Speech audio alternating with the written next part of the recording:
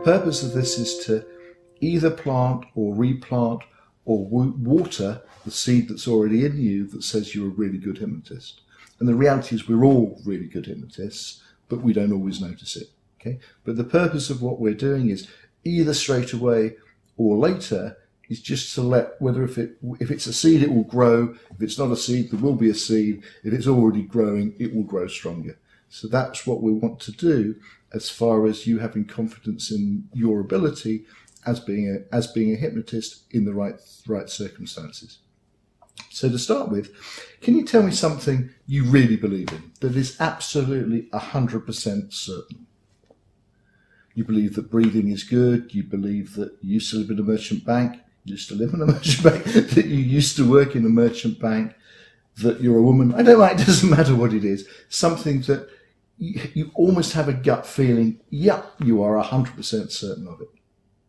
All clear pictures. Whatever you go for. Well, I do believe all of those things, obviously, Michael, but I think something that's closer to my heart after living abroad for so long is that I definitely live in London, and that's something that I know is a certainty.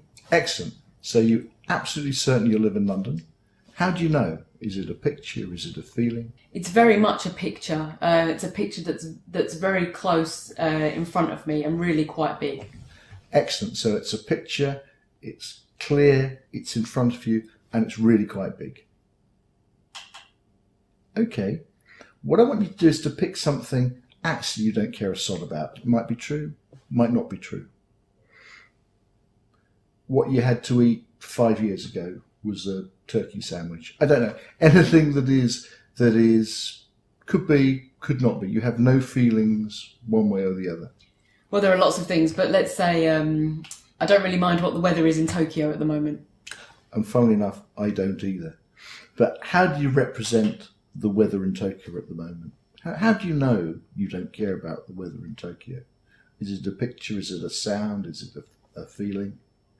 Just represent it somehow, even if you make the representation up, providing you feel comfortable with that representation. Actually, that's also a picture, but it's a much smaller picture, and it's very much it's down here and a little bit faded, I would say. That's really good.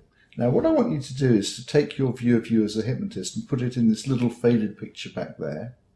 And only when you're ready to make a change, I want you to flip it into the powerful picture here. Only do it when you're ready, and you only have to do it for a few seconds. But I want you to really know what it's like looking through that lens of you being the best hypnotist at that moment for that client. Yeah, that feels really good. And that's really good. And I personally found with doing some of this stuff that it's useful not just for doing it for the techniques that we've been talking about, but it's almost building up an understanding of things where we have certainty, how we represent certainty, sometimes how we represent doubt. And I look at it a little bit like anchoring, because if we have some spots or some sounds or some feelings that represent certainty, it's there for us to use in the future. Because there are some times in life, not necessarily in this one, where for a few seconds we absolutely need to be certain. And if you develop an understanding of how you represent certainty, if you develop an understanding of sometimes how you represent doubt, because sometimes you might want to change a certain belief into a doubt one. If you hold the representations, or are aware of your representation, you have another tool that you can actually change some of your beliefs, some of your feelings, some of your states very quickly. So there are lots of additional reasons for just playing with this stuff from time to time. So I'd like you to really thank you for doing it. But also, I know you've done this sort of stuff before, and I think it would be useful for everybody if you just explained your own thoughts, experiences for a few minutes of when you've done things that seem to have worked, when you've done things that seem to have worked less.